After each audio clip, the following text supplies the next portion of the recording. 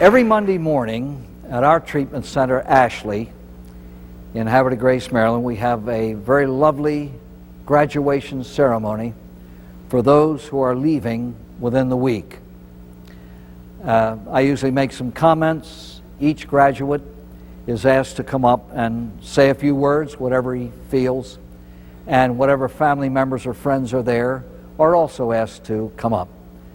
But what I would like to do is to share with you some of the thoughts and notions that I share with our graduates, because they may be of help to you. I've been doing it for a little over 5 years now, and all I try to do is just offer a few hints about what has happened to them there and what we hope they will do, and what they will do will result in when they go back home. And so I've entitled this little thing this evening, Going Home.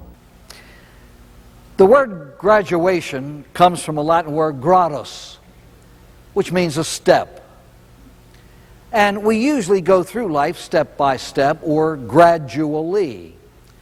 So a graduation is just that, it is a step. And every step that we take implies from to. So a lot of people only give half of that. They say, well, I don't like the word graduation. I would prefer commencement, the beginning of a new life. Well, it is the beginning of a new life, but it comes from something.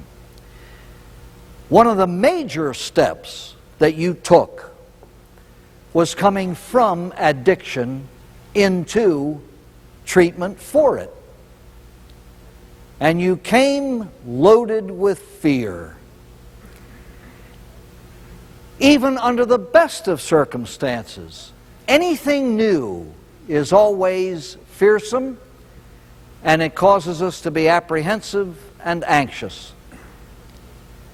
But the fear of going into treatment,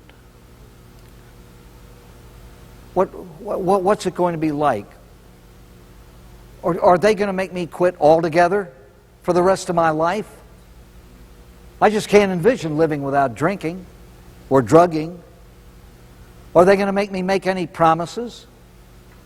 And in my own case at Ashley, are they going to make me join a religious community? Am I going to have to take vows? All of these goofy fears, because the fears in the soul of an alcoholic are always irrational. They're the goofy fears that you lived with. Fear of the phone, fear of mail, fear of authority of any kind. What are they going to say to me now? What have they got on me? All of these fears. And I think that you have experienced, as you came into treatment, something brand new if it's your first time. You hear no blame. You hear no guilt. You are told the nightmare is all over. Just let good things happen to you because you're worthy of it. You learned one of the most beautiful things you can ever learn about yourself and this disease in one line.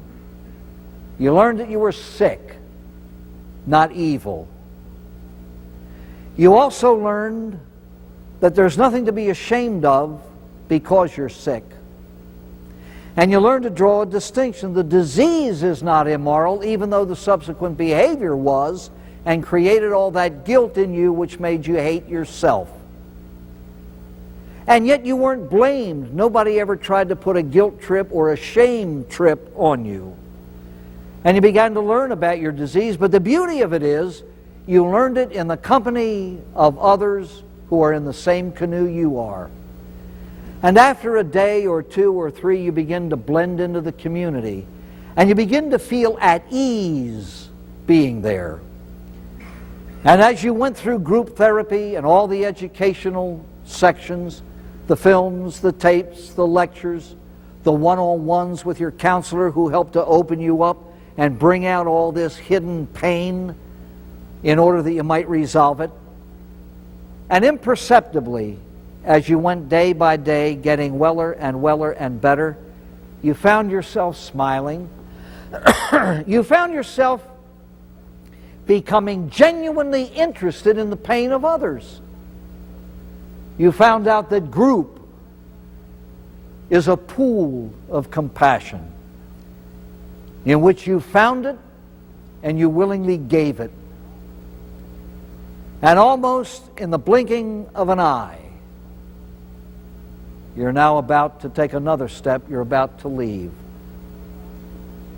And this provides people like me with great comfort and tremendous happiness, is watching you go home different from when you came. Ladies and gentlemen, you are not the same person who came. Oh, you're wearing the same body. It is impossible to be touched by God without change. We hope it is a change for the better. It may be, frighteningly enough, a change for the worse. But you're not the same. You're better or you're worse. As you leave, I would sincerely hope, that you leave also afraid, but different from the fear that you brought with you. I hope that's gone. The irrational fears that come with addiction should disappear if you begin to get well right. What fears do you leave with? A fear of your own weakness, and I hope to God a fear of alcohol. I once heard an alcoholic say, I do not go along with the saying, I don't fear alcohol, I respect it. He said, I hope to God that I go to my grave with the fear that a drink will kill me, because only God knows what I'll try to do if I ever lose that fear. Ladies and gentlemen, don't ever lose the notion that there are good fears as well as bad. The fear of the Lord is the beginning of the wisdom that you pray for in the Serenity Prayer. Any human being who does not fear flood or fire or earthquake has got to be crazy. Many people can handle alcohol. Alcoholics can't. The alcoholic must preserve a rational, saving, salutary fear of that which might kill him if he ever loses that fear and tries to play around with it. We in treatment have given you the best that is in us. That's why we're in it. That's why we're in it. To try to present the beauty of the sober life to you so that you might learn to love it enough to desire it. And when all is said and done, and when all the brilliant programs and all the secondary programs that are meant to enhance your sobriety, when all is said and done, the only thing you pick up in a lecture hall is intellectual data. You may know thyself and die drunk. Self-knowledge is not much of a tool unless I use it. Ladies and gentlemen, do you know what your sobriety hinges on? Your desire to not drink has to be stronger than your desire to drink. When all is said and done, that's what it comes down to. And if you don't have that desire, you better pray for it. Just ask for it.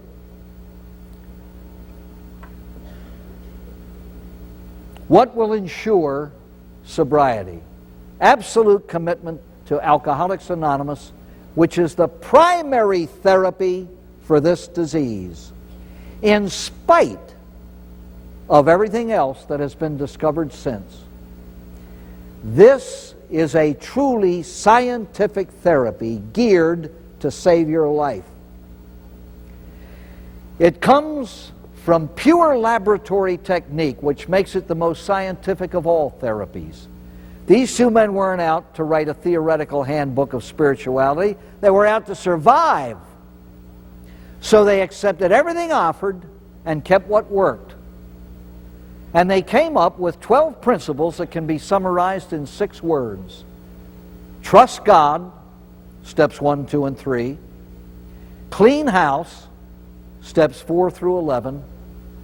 Help others, step 12.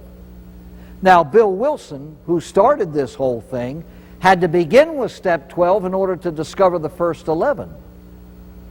Alcoholics have to work through the first 11 in order to be qualified to 12th step or pass it on. This way of life is the therapy for alcoholism. And it is a way of life. What do you mean you must be committed to it? What do you mean by commitment? Everybody tosses that word around. There's a wonderful story that illustrates what commitment is by contrasting it with contribution. What's the difference between commitment and contribution? There's a little story that illustrates it perfectly. A pig and a chicken were walking down a highway, and they came to a sign advertising a restaurant. And on the billboard was a picture of a breakfast, ham and eggs and biscuits. And that old pig punched the chicken. He said, "Now yours is a contribution. Mine is total commitment."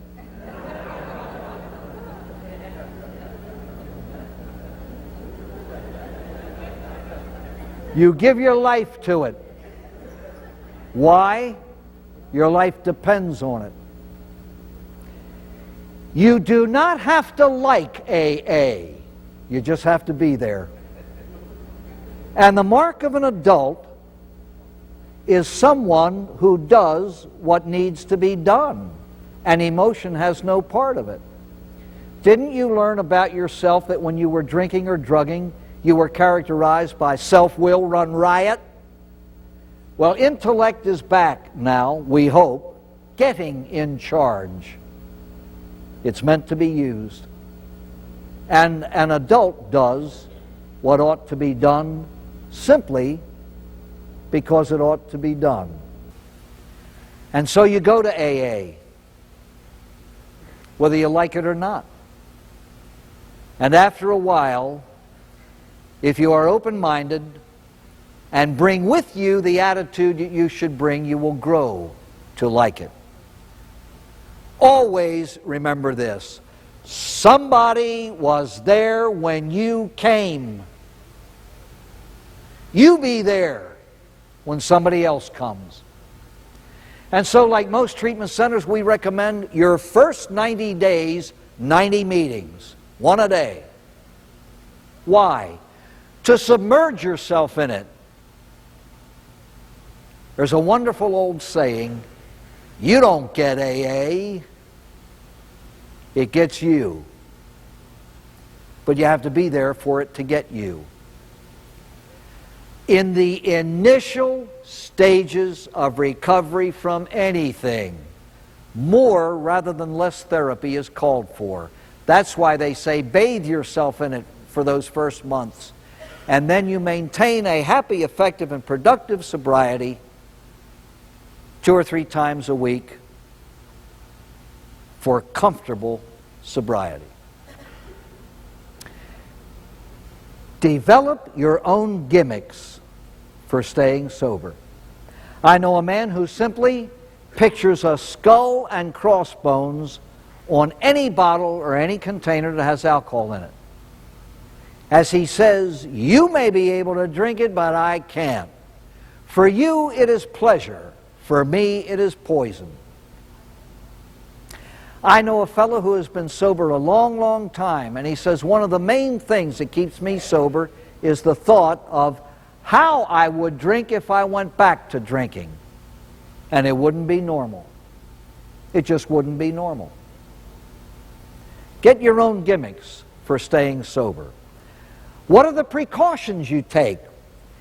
You go to meetings at your home group and others. Home group is important. You work the steps. You express your gratitude for your sobriety, and you pray for it.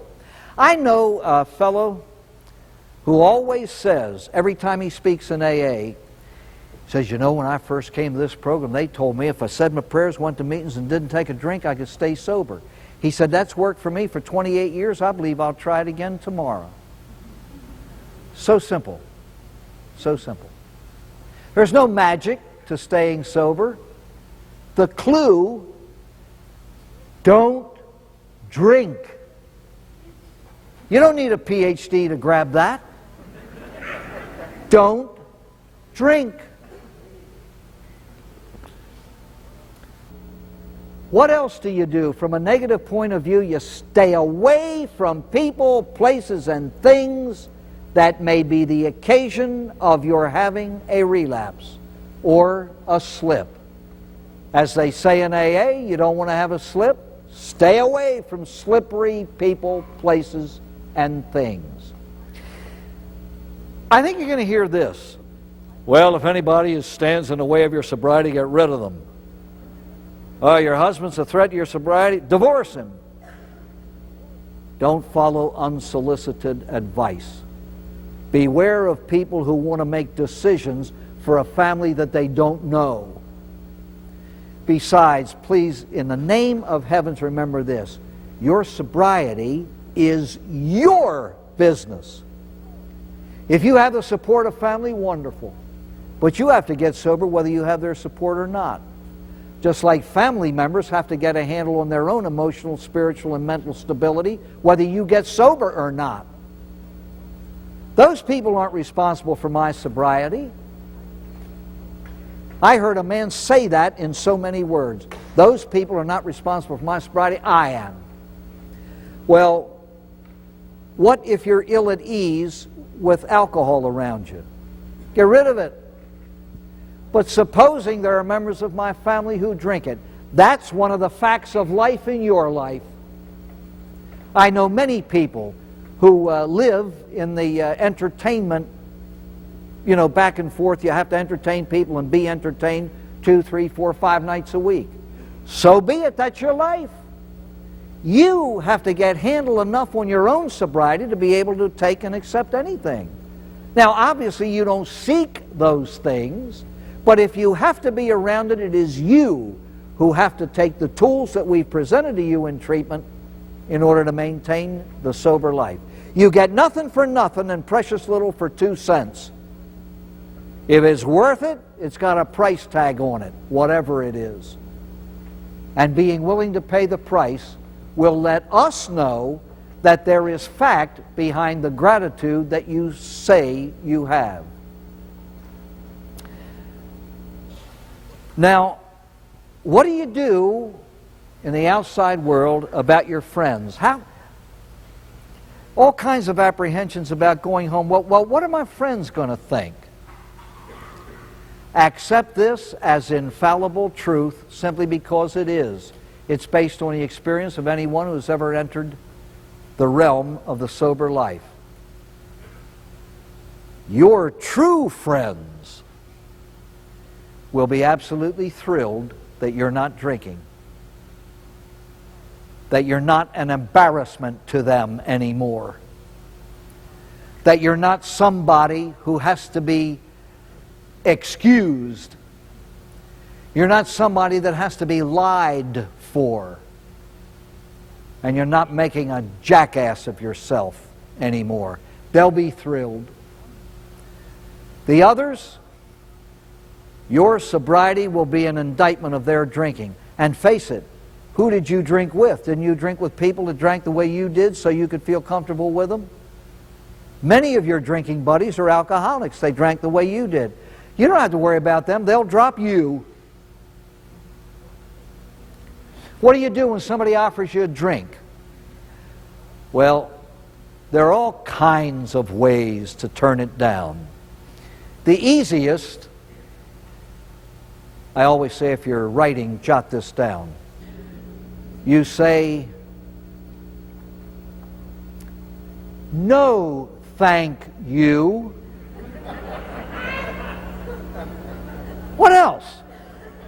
What would you do if somebody offered you a shot of arsenic?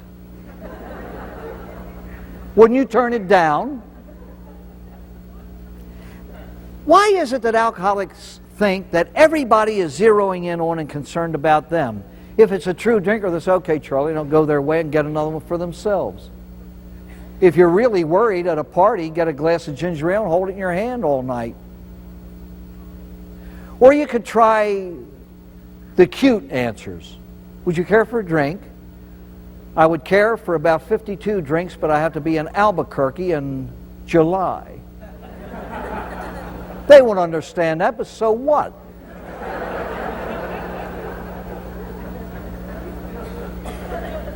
You could be kind of smart, alecky. "Why aren't you drinking?" Well, when I do, I usually vomit all over the person beside me. Or,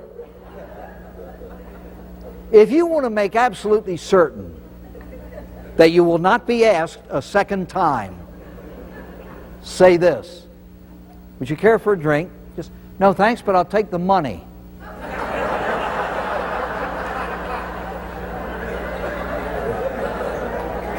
They will not come back. They won't come back. If you want to have a real picnic, try that, and it'll also make a commitment. It'll make a commitment because you've said it. "Would you care for a drink?" "No, thanks." "Don't you drink?" "No." "Why?" "Well, I don't drink because I'm an alcoholic." "Hmm?" They've never seen a live one before. You've got them. They'll stand there for the rest of the night with a drink in their hand. Hey, you got them hypnotized. Don't worry about it. Just turn them down. Just turn them down. You leave here away from the warmth of the womb of treatment. This is treatment. You go out into the world of AA, in which you're going to have to spend the rest of your life. Here, counselors are available. It's 24 hours a day, all of this. You have a group that you can go to. You have an entire community, all of whom are in the same boat. Now you're going back to the old job. I had a fellow say to me very recently, the day after he came home from treatment, he went to work, and on his locker were all kinds of smart-alecky, nasty remarks. And he said, I don't know how to deal with that. He's fresh out of treatment. And I said, just walk tall. Only people who are fearful of sobriety knock it. You're going out there, like I can remember in the old days watching in a newsreel airplanes taking off of carrier ships. And as they zoomed off the deck, there was that slight dip before they got airborne. We've given you the tools. If you use them, you'll get airborne. You don't get AA, it gets you. Just let yourself be gotten. You go with our love and our prayers. You make our life worth living. But always be on guard against the unguarded moment. If you want to be humble about your sobriety and realize how fragile it can be, listen to those words from your founder. Be on guard against the unguarded moment, because there will come times in your life when nothing stands between you and a drink except all those past AA meetings that will make you just run. If you fight it, you lose. Just run. But never, never, never forget the slogan that Bill Wilson gave you as the ideal to reach for. The good is too often the enemy of the best. There are all kinds of sobriety. There are all kinds of depths of wellness. Just as we say some are sicker than others, some are weller than others. You can settle for what is good, but once you've settled, you've settled. And even though it's good, the good stands as a barrier towards your going higher. The good is too often the enemy of the best. And that's the slogan that we operate under and try to hold up as an ideal for our graduates. And we always remind them that gratitude is the hinge on which the sober life swings. You can do a whole lot of things against the rules and stay sober, but I do not believe that you can be an ingrate and retain your sobriety. What is gratitude? It's the 12th step. It's the golden tray on which you offer to others what God has given you. A man once wrote to his sponsor, thanking him for the gift of sobriety. And this was his reply, and this is our statement to our graduates. We thank God for the role that we were privileged to play, however slight,